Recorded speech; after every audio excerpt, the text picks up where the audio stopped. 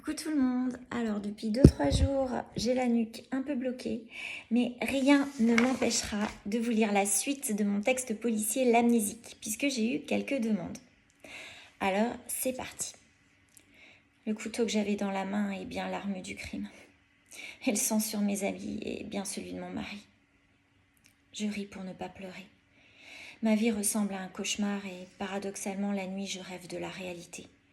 J'ai des flashs sur ce qui s'est passé. Malheureusement, ce ne sont que les pièces mélangées d'un gigantesque puzzle dont je n'ai pas le modèle. Pour l'instant, je n'en ai parlé à personne. J'essaye d'abord de reconstituer un début de quelque chose. Et puis, j'ai trop peur qu'ils me prennent pour une folle ou une menteuse et qu'ils ne veuillent plus jamais m'écouter ensuite. Ils parlent d'hypnose. Ce serait peut-être la solution. Mais en même temps, j'ai tellement peur. Peur de la vérité. Parce que par moments, je n'ai plus aucune confiance en moi. Et je me dis que c'est peut-être moi qui l'ai tué. Tout le monde semble en être persuadé.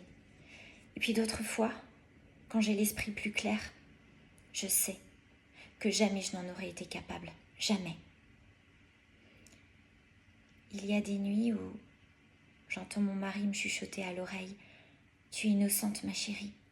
Bats-toi. » Et c'est ce que je vais faire. Me battre. Et voilà pour la partie 2 de L'Amnésique. Si quelqu'un a envie de savoir la suite, dites-le moi. Si quelqu'un a envie que j'écrive sur autre chose, dites-le moi.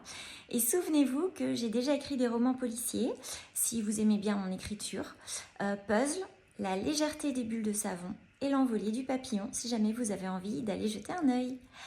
Voilà, bon, moi je vous souhaite en attendant une très bonne journée et je vous dis à bientôt.